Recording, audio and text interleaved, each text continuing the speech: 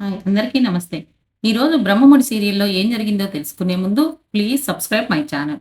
ఇక సీరియల్‌లోకి వెళ్తే తాతయ్య గారు ఆస్తి ముక్కలు చేయకుండా అందరూ కలిసి ఉండాలంటే మనం మాత్రమే కలిసి ఉంటే సరిపోదు. కళ్యాణ్‌ని, అప్పుని వెళ్లి మీరిద్దరూ తీసుకురండి అని చెప్తాడు ధాన్యలక్ష్మికి, ప్రకాశానికి. చివరి అవకాశంగా చెప్తున్నాను అని చెప్పి చెప్తాడు. తరువాత ప్రకాశం, ధాన్యలక్ష్మి ఇద్దరూ కలిసి కళ్యాణ్, అప్పు దగ్గరికి వెళ్లి వాళ్ళని తీసుకొని ఇంటికి వస్తారు. కావ్య హారతి ఇచ్చి ఇంట్లోకి తీసుకొస్తుంది. తర్వాత అమ్మమ్మ గారు అంతా హ్యాపీగానే ఉంది. పచ్చటి పొలంలో కలుపు మొక్కలా ఉంది ఈ రుద్రాణి. రుద్రాణిని ఇంట్లో నుండి తరిమేద్దాం బావా! నువ్వు హాస్పిటల్‌లో ఉన్నప్పుడు ఇంట్లో చాలా గొడవలు పెట్టేసింది. అనగానే రాజ్, అపర్ణ కూడా అందరూ అమ్మమ్మ గారికి సపోర్ట్ చేస్తారు. అందుకు రుద్రాణి, ఆపండి అందరూ కలిసి నన్ను బయటికి పంపించాలని చూస్తున్నారా? అని చెప్పి వాళ్ళ మీద గొడవ పెట్టుకుంటుంది. నేను వెళ్ళను అని బెదిరిస్తుంది. నన్ను ఎవరూ పంపలేరు. ఆ రైట్స్ ఎవరికీ లేవు అని చెప్పి కూడా అంటుంది. అందుకు అమ్మమ్మ గారు, ఎందుకు లేదు? నాకు ఉంది.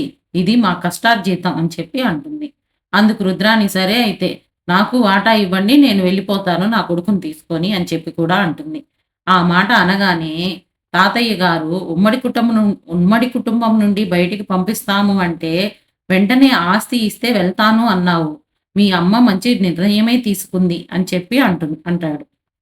చిల్లి గవ్వ కూడా ఇవ్వను. ఇంట్లో నుండి వెళ్ళిపొండి నువ్వు నీ కొడుకు అని చెప్పి తాతయ్య గారు అంటారు. తల్లి కొడుకులు బయలుదేరండింకా అని చెప్పి కూడా అంటారు. అందుకు రుద్రాణి, నాన్న ప్లీజ్ నాన్న అని చెప్పి కాళ్ళ మీద పడి ఏడుస్తూ ఉంటుంది. నన్ను క్షమించండి నాన్న అని చెప్పి అంటూ ఉంటుంది.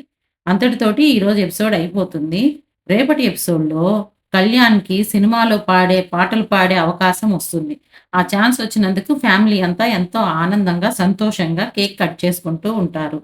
అది కాక అనామిక మాత్రం ఆఫీస్‌ని ఎలా తగలబెట్టాలి అని చెప్పి ప్లాన్ చేస్తూ ఉంటుంది. మరి ఆఫీస్‌ని తగలబెడుతుందా? ఏం జరుగుతుందనేది రేపటి వరకు వెయిట్ చేయండి. చూసిన వాళ్ళందరూ please subscribe my channel. Thank you all of you.